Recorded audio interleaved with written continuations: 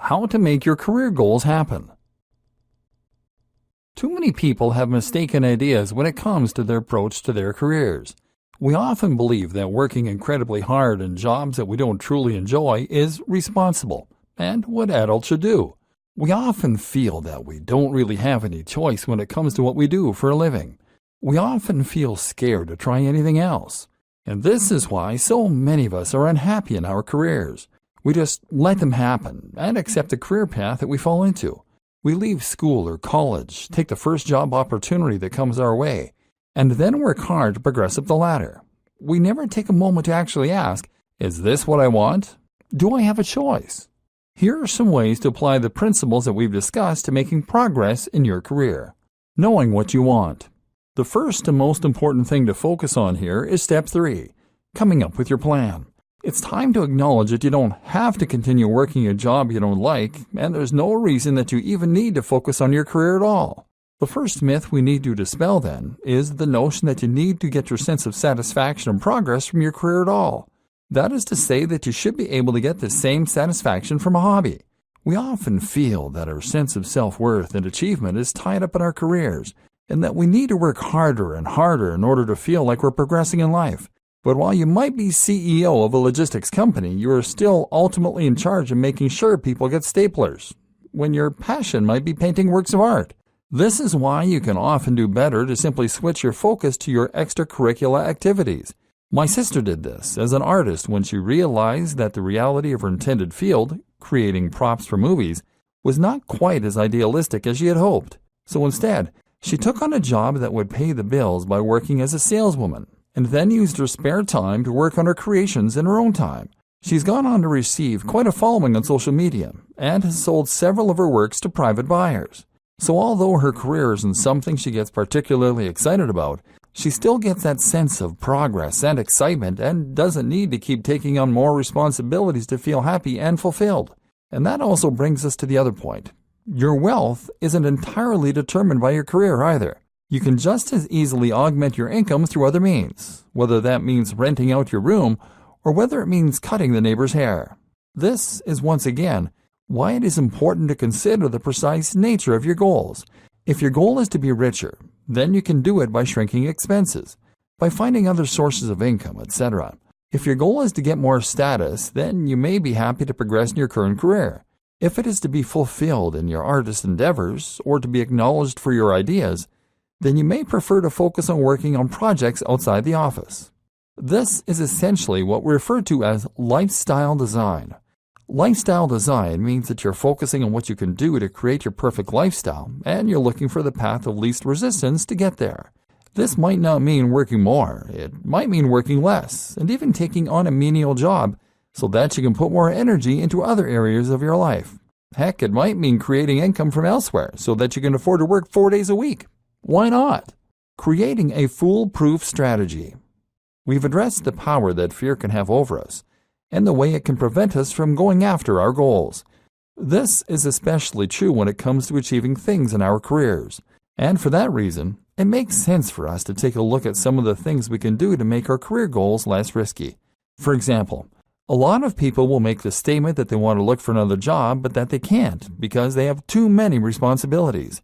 They might even make the unfounded claim that they wouldn't be able to find another that would pay the same salary without looking. But there is no reason that this needs to be seen as a risky undertaking, and no reason that you should be afraid to look for work.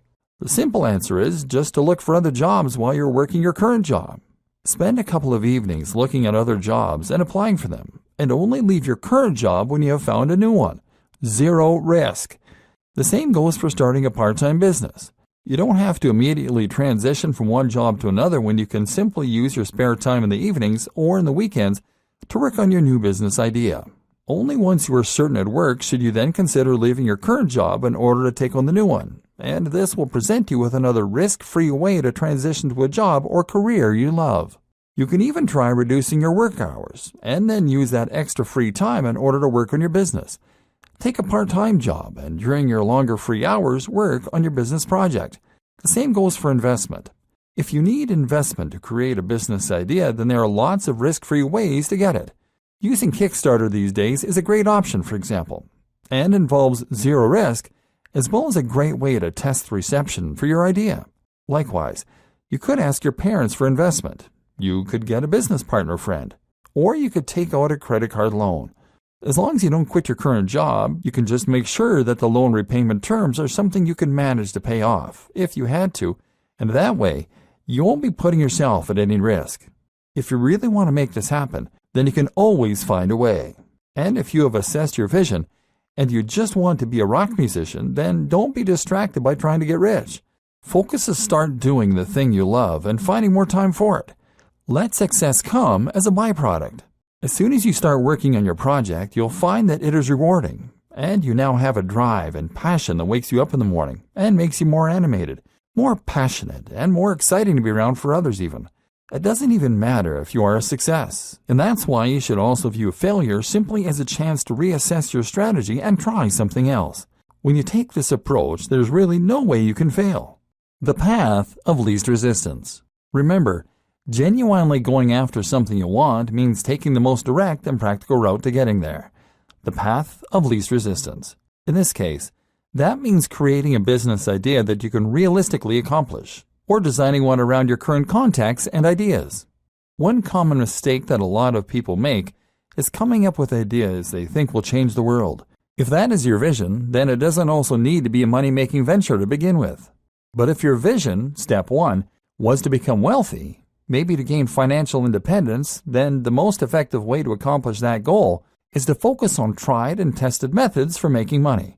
That is to say that you don't need to break the mold and come up with whole new business models. You don't need to become the next Mark Zuckerberg, because there are billions of these huge projects that fail every year.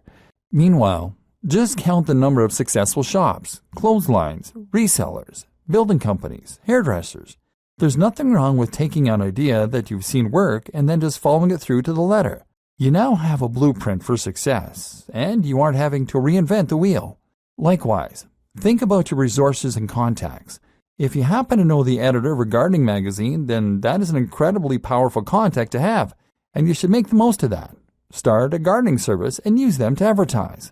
You should also play to your strengths, and if you know a lot about gardening, then once again, this is a good choice for your career. Very often, branching out, no pun intended, to start your own business will make most sense if you stick in your current industry. This way, you'll have the expertise, experience, and context to give yourself a great head start. Remember step 2, assessing your current situation and your resources. Make a list of everything you have available to you, all your skills, all your limitations, and then think about what business and lifestyle changes will help you to get there. The fail fast model. Remember when we discussed how fear could hold some people back, and one way this presented itself was when someone would work on perfecting their product without actually releasing anything? Not only is this a blatant delay tactic, but it also means that if you eventually do release your product, you risk suffering a devastating defeat if it doesn't go to plan. This happened to a friend of mine who had an idea for a business and then spent the next 3 years perfecting it. He trademarked the business name, took on a legal advisor, even paid for an expensive launch party, all for what essentially amounted to a website. He tested the site in every browser and every display size meticulously. He conducted copious amounts of market research, and he paid for tons of server space and bandwidth, ready to cope with the inevitable huge amounts of traffic. But his upfront and ongoing costs were so high that he went bankrupt almost immediately. The opposite approach is the fail fast model. If you have an idea for a business, then you should create an MVP or minimum viable product. This is the most basic, affordable, and easy version of your product or service that you can release to the market immediately. That way, you can now test market response to it without having invested lots of your time and money into it. You throw lots of ideas at the wall, quickly putting together something that works. If the idea is successful, you can then invest time and money into it. If it isn't, you iterate, learn from your mistakes, and move on.